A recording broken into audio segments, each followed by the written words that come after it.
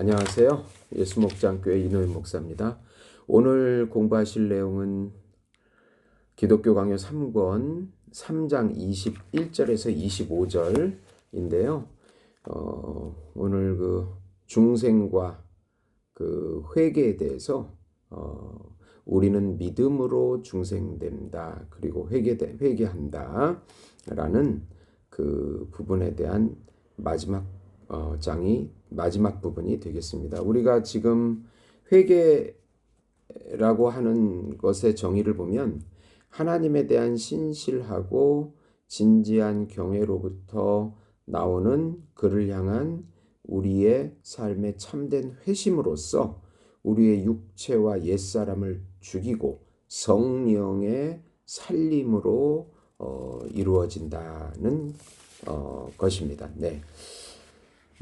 예수 그리스도와 동참함으로 우리의 옛사람, 옛자가 죽고 성령의 새 사람이 되어지는 것이 바로 회개의 핵심이 되겠습니다. 네. 그리고 이 회개는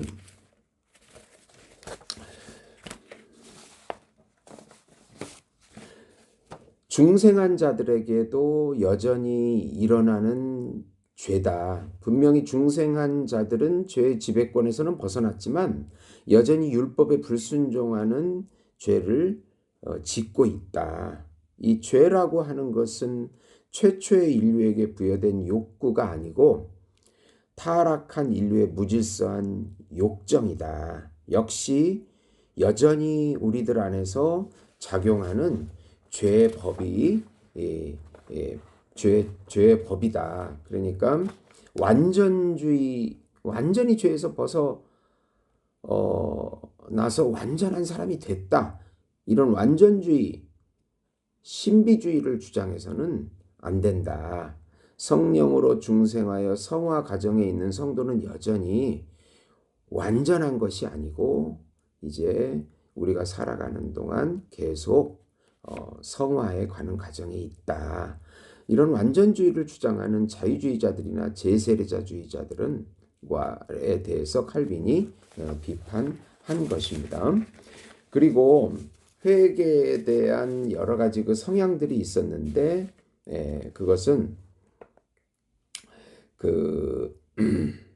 근심, 하나님 뜻대로 나오는 근심, 어떤 간절함, 그리고 또 자기 잘못에 대해서 용서를 구하고 은총을 구하는 어떤 변증, 그리고 자기 자신의 사악함을 볼 때 느끼는 분노, 그리고 죄인들을 향한 하나님의 진노에 대한 두려움, 그리고 우리의 의무를 부지런히 깨어서 순종을 다하려고 하는 사모함의 성향도 나타나고 하나님의 자비로 구출되지 않았다면 나는 어디에 갔을까라고 하는 생각 속에서 일어나는 어떤 열정, 그리고 이런 부끄러움, 혼란, 불만, 범죄들을 진지하게 생각하면서 생겨나는 형벌을 느끼는 느낌들, 징벌들, 이런 성향이 있습니다. 그래서 이 회개는 외적이고 내적인 열매들이 있는데 분명히 회개의 본질 자체는 우리의 마음을 찢는 것이다. 그래서 어떤 금식과 우는 것에 분명히 그것은 특별하게 그것이 필요할 때가 있지만 근본적인 핵심은 우리 마음을 찢는 것이다. 특별한 회개도 있고 또 통상적으로 늘 성화를 향해서 가는 그런 마음을 찢고 본질적으로 하나님께 나아가는 그것이 회개다. 이런 회개 전체는 바로 복음의 회개를 통한 죄사함은 복음의 요체 전부이고 그리스도의 사랑으로부터 기원한다. 여기까지 우리가 회개를 한번 정리해 보았습니다. 이제 오늘 마지막 부분인데 21절부터 25절인데요. 그러므로 해서 하나님의 사랑과 자비가 우리에게 오게 되면 죄에 대한 분노가 일어나게 되고 그리고 회개하는 그런 마음이 들게 되고 또 회심으로 전체적으로 하나님께 돌이키는 회심이 일어나게 되고 그것으로 인해서 또 중생과 거듭남이 일어나게 됩니다. 이제 이렇게 우리가 좀 과정을 짚어보면 이런 식으로 나아간다고 칼빈은 말하고 있습니다. 그러면 21절에 회개는 결국 하나님의 특별한 선물이다. 그것입니다. 회개는 우리의 공로가 아닙니다. 네, 회개는 하나님의 특별한 선물이라고 칼빈은 말하고 그러므로 교회는 이러한 하나님의 은총을 찬미하며 그것에 대해서 경탄한다. 하나님께서 이방인에게도 생명 얻는 회개를 주셨다. 사도행전 11장 18절입니다. 또 바울은 디모데에게 믿지 않는 자들에게 참고 온유하라고 명령하면서 하나님이 어느 순간 그들에게 회개함을 주사 마귀의 올무로부터 벗어나게 하실 것이라고 덧붙입니다. 디모데후서 2장 25, 26절입니다. 실로 하나님은 자기가 모든 사람의 회심을 원한다고 확정하시고 공이 모든 사람을 위한 권고를 의도하십니다. 그럼에도 불구하고 그 본질적인 작용은 중생의 영에 달려 있는 것입니다. 하나님은 자기가 멸망해서 건져내고자 원하시는 자는 누구든지 중생의 영으로 살리신다. 온당하게 말하면 회개가 구원의 원인은 아닙니다. 이미 우리에게 드러나는 바 그것은 믿음과 하나님의 자비로부터 우리에게 선물로 주어지는 것이기 때문입니다. 네. 이사야는 59장 20절에서 구속자가 시온에 임하여 야곱의 자손 가운데서 죄가를 떠나는 자에게 임하리라고 증언하고 있습니다. 네.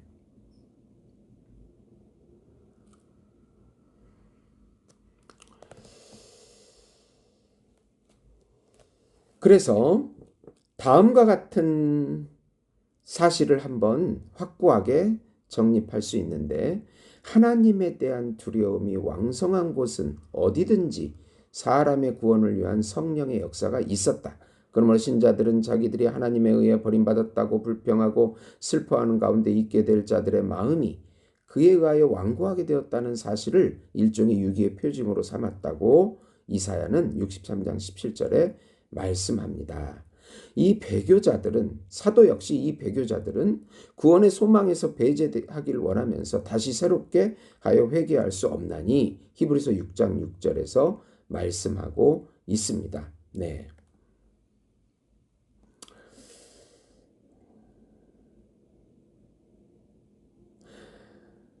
복음에 대한 믿음을 떠나 멀어지고 하나님을 조롱하며 그의 은혜를 상스럽게 경멸하며 그리스도의 피를 더럽히고 질밟는 자기 뜻대로 배교한 자들에게 있을 것이라고 하나님의 징벌이 있을 것이라고 히브리서 10장 29절에서는 선포하고 있습니다. 네.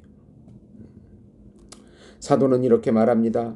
한 번 빚을 받고 하나님의 은사를 맛보고 성령에 참여한 바 되고 하나님의 선한 말씀과 내세의 능력을 맛보고도 타락한 자들은 다시는 새롭게 하여 회개하게 할 수 없나니 이는 그들이 하나님의 아들을 다시 십자가에 못 박아 드러내놓고 욕되게 함이라. 히브리서 6장 4절에서 6절입니다. 또 다른 곳에서는 우리가 진리를 아는 지식을 받은 후 짐짓 죄를 범한 즉 다시 속죄하는 제사가 없고 오직 무서워하는 마음으로 심판을 기다리는 것과 이런 말씀들이 또 유기된 자들의 상태를 보여주고 있는 것입니다. 네. 모든 죄와 모독은 사하심을 얻되 성령을 거역하면 이 세상과 오는 세상에서 사하심을 얻지 못하리라.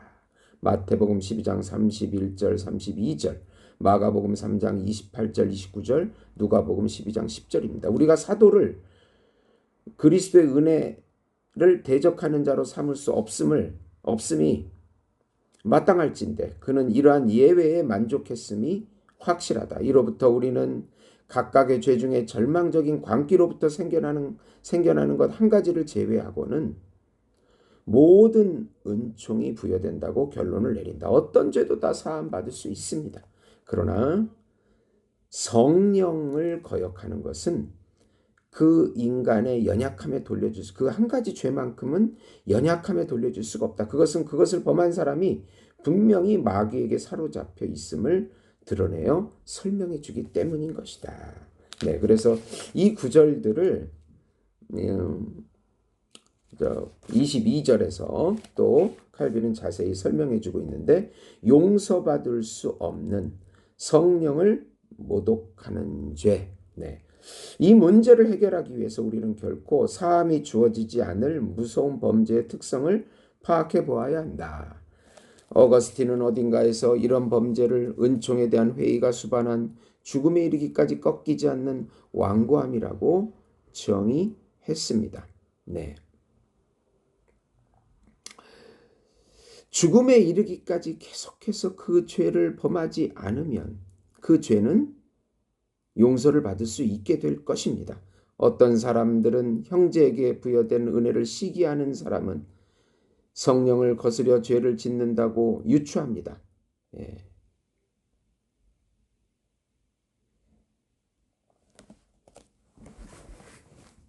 그러나 이제 우리는 확고한 증언들로 지지되는 참다운 정의를 주장해서 그 자체로 다른 모든 견해를 이겨보고자 합니다. 하나님의 진리의 빛이 눈부셔 무지를 핑계할 수 없음에도 불구하고 결의에 찬 악의를 품고 그 진리를 거역하는 것은 성령을 거슬려 죄를 짓는 것이라고 칼빈은 말합니다. 왜냐하면 그리스도는 자기가 말씀하신 것을 설명하시면서 즉시 다음과 같이 덧붙이고 있기 때문입니다. 또 누구든지 말로 인자를 거역하면 사하심을 얻되 누구든지 말로 성령을 거역하면 사하심을 얻지 못하리라. 마태는 영을 거스리는 모독 대신에 모독의 영이라고 마태복음 12장 31절에 말씀하고 있는 것입니다. 네. 아들에게 모욕을 퍼붓는 사람이 어찌 그와 동시에 성령을 왜곡시키지 않을 수 있겠는가? 확실히 헤아릴 수 없는 하나님의 진리를 알지 못하여 미련하게 부딪히는 자들, 무지하게 그리스도께 악행을 일삼지만 하나님의 진리가 제시되어 마음에 주어지게 되면 그것을 소멸시키려 하지 않는 자들, 그 아들이 기름 부음을 받은 주님이라는 걸 알게 되면 한마디라도 이를 곡해하려 들지 않는 자들, 이런 사람들은 성부와 성자께 죄를 짓지만 성령을 왜곡시키지는 않는다. 이런 죄악들은 용서받을 수 있다. 예. 그런데 성령을 모독하는 죄는 자기들이 비난하고 헐뜯는 것이 하나님의 말씀이라는 사실을 양심에 확신하면서도 계속해서 그것을 그치지 않는 자들이다. 그들은 성령에 따른 조명에 맞서 다투기 때문이다. 유대인들 중 어떤 사람들이 그랬는데 그들은 스데반을 통하여 말씀하시는 성령에 대적할 수 없음에도 불구하고 온갖 몸부림을 치며 거역했습니다. 사도행전 6장 10절입니다. 네. 주님이 책망하신 바리새인들도 이런 부류입니다. 그들은 성령의 능력을 내팽개치고 주님을 바알세불이라는 이름으로 비방합니다. 그러므로 사람의 무모함으로 하나님의 이름이 모욕을 가하는 일이 일어나는 곳에는 모독의 영이 있습니다. 바울이 믿음이 없어 알지 못함으로 행하였으므로 끝내 그의 자비를 얻게 되었다고 가르칠 때 이를 암시하고 있습니다. 그렇지 않았다면 그는 이런 일로 주님의 은혜를 받을 자격이 마땅치 않았을 것입니다. 불신앙과 결합된 무지가 은총을 얻도록 하는 작용을 한다면 불신앙이 있고 몰라서 무지해서 일어나는 일은 은총을 얻지만 알고 있는 지식이 불신과 한편이 되는 경우에는 은총의 여지는 어디에도 없다고 칼빈은 말하고 있는 것입니다. 네. 23절 보시면 좀 더 구체적으로 이 구절을 말씀하시는데요. 그리스도의 복음의 진리를 고의로 거부하는 것은 회개로 돌이킬 수 없는 죄악이다라고 23절 제목입니다. 네.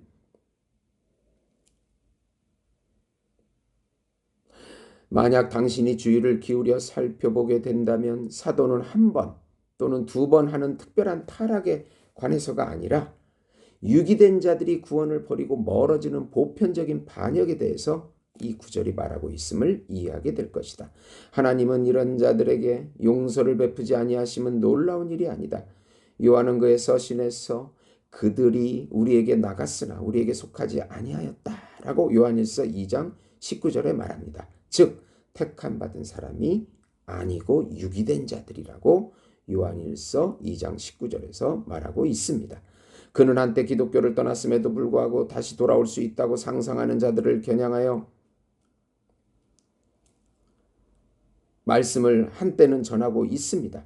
그는 이 거짓되고 위험한 견해를 버리라고 권하면서 그리스도의 교제에 대해서 알면서도 그것을 자기 뜻대로 배척하는 자들은 다시 거기로 돌아가는 것이 허용되지 않는다는 더할 나위 없이 참된 사실을 말하고 있습니다. 여기서 말하는 배척하는 자들은 단순히 해이하고 방자한 삶을 살면서 주님의 말씀을 어기는 자들이 아니고 고의로 일부러 노골적으로 알면서도 고집스럽게 그의 가르침 전체를 거절하는 자들입니다. 네.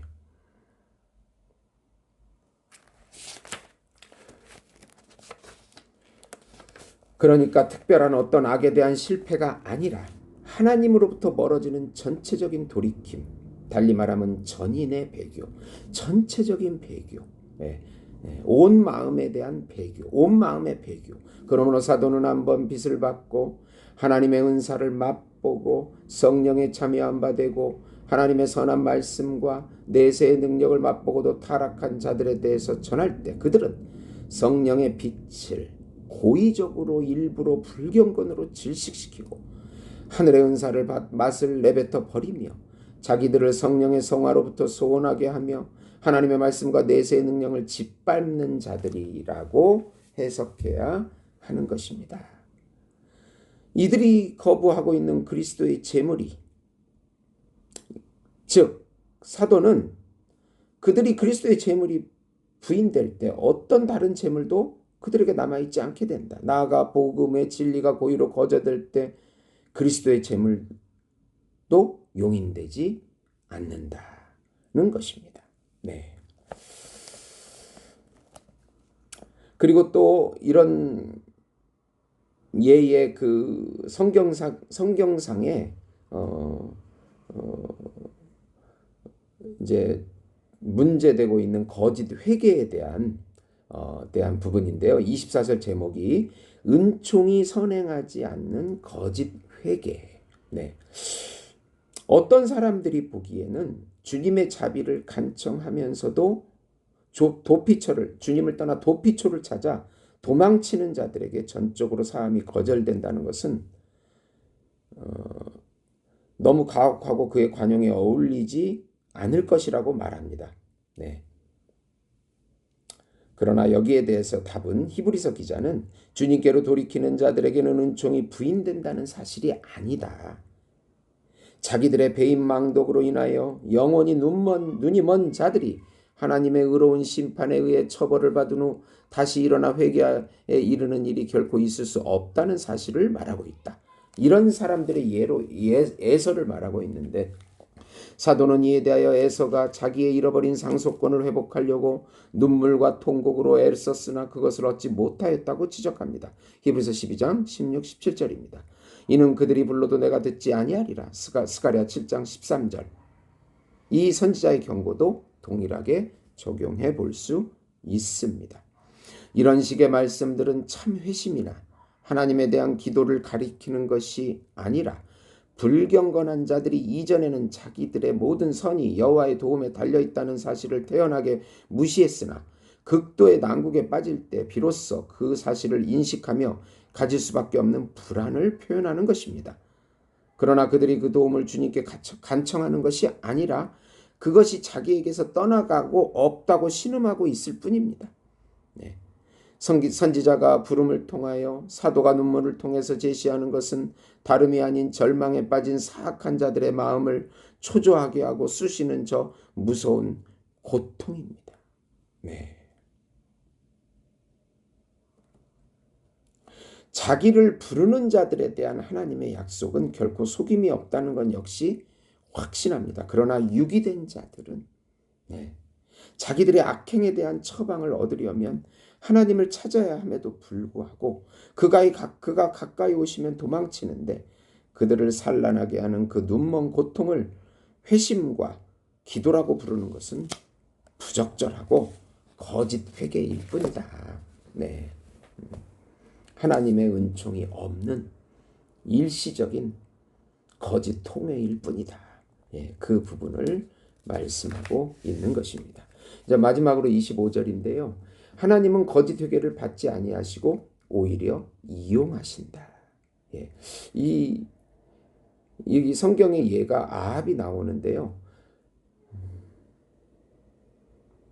그러면 아합이 행한 만년의 행실을 보면 갑작스럽게 닥친 공포에 사로잡혀 있었던 것 외에는 없지 않는가. 실로 그는 굵은 베옷을 입고 죄를 뒤집어 쓰고 땅에 누웠으며 성경이 그에 대해서 증언하듯이 하나님 앞에서 겸비하였다. 그러나 자기 마음이 여전히 완고하고 악의에 부풀어 있는 한 옷을 찢는다는 것은 거의 의미가 없다. 그럼에도 불구하고 하나님은 돌이켜 그에게 일시적인 관용을 베푸신 것입니다. 네. 갈비는 위선자들이 때때로 이렇듯 얼마간 겸비해서 용서를 받지만 하나님의 진노는 여전히 그들 위에 머물러 있습니다. 이는 그들 자신을 위해서가 아니라 모두에게 본을 보이려는 의도라 그 뜻입니다.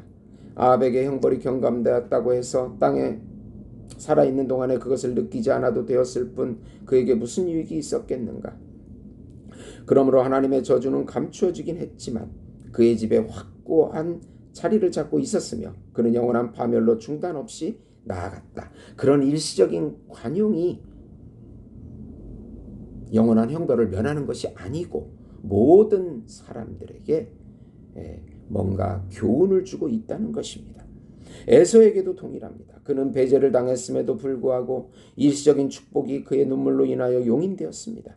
그러나 하나님의 말씀으로부터 나오는 영적인 기업은 그 형제들 가운데 오직 하나의 손에만 야곱에게만 주어지게 되었습니다. 에서가 죄된 가운데 야곱이 택함을 받게 되었을 때 상속권이 단절된 에서에게는 하나님의 자비가 차단되었습니다. 그러나 하늘의 이슬과 땅의 기름짐으로 살찌게 되는 짐승과 같은 인간에게 부여된 위로만을 남게 된 것입니다. 그러므로 우리가 아합과 에서의 예를 보듯이 우리는 마음을 기울이고 노력을 다해서 더욱 열심히 신실한 회개에 이르는 법을 배워야 합니다. 왜냐하면 우리가 참되게 진심으로 하나님께 회심하게 될 때 심지어 무가치한 자들이라도 그들이 자기 자신에 대해서 일말의 실망이라도 보이면 그들에게 관용을 미치게 하는 하나님이 우리가 정말 회개 앞으로 나아갈 때 우리를 용서하실 것이 확실하다는 것입니다. 그것을 깨닫기 위해서 아합과 에서에게 그런 일시적인 은혜를 부여해 주신 것이다. 오히려 하나님이 이용하고 계신 것입니다. 네.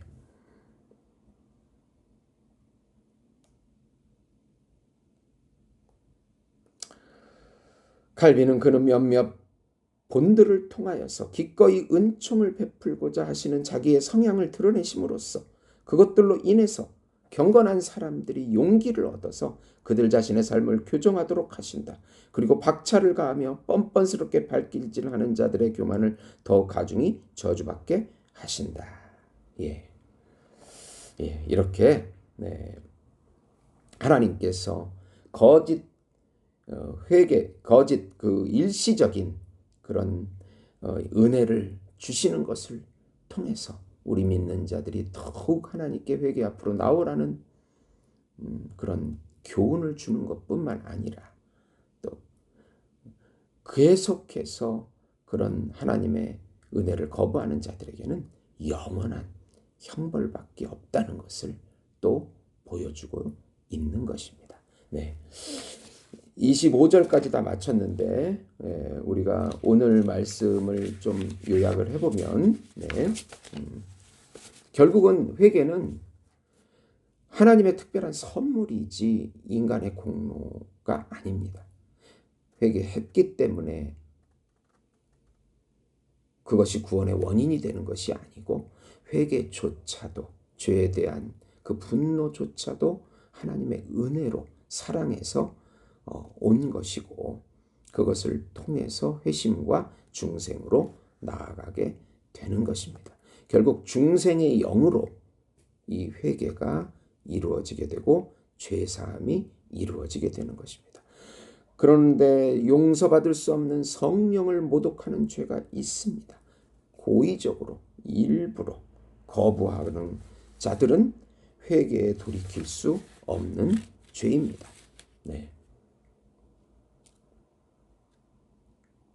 은총이 선행하지 않는 거짓 회개들이 있습니다. 네.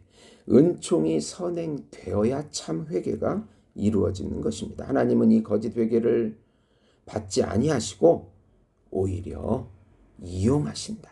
우리들을 위해서 우리들에게 영적인 본을 주기 위해서 아예 모든 사람들에게 영적인 교훈을 주고 있는 것입니다. 하나님께 돌아올 때 하나님 용서해 주신다는 것과 고의적으로 계속해서 거부할 때 영원한 형벌이 있다는 것을 가르쳐주고 우리 믿는 자들에게 더욱더 하나님 앞에 나아갈 때 하나님께서 용서해 주시지 않겠는가라는 그런 교훈을 주고 있는 것입니다. 네, 들어주셔서 감사합니다.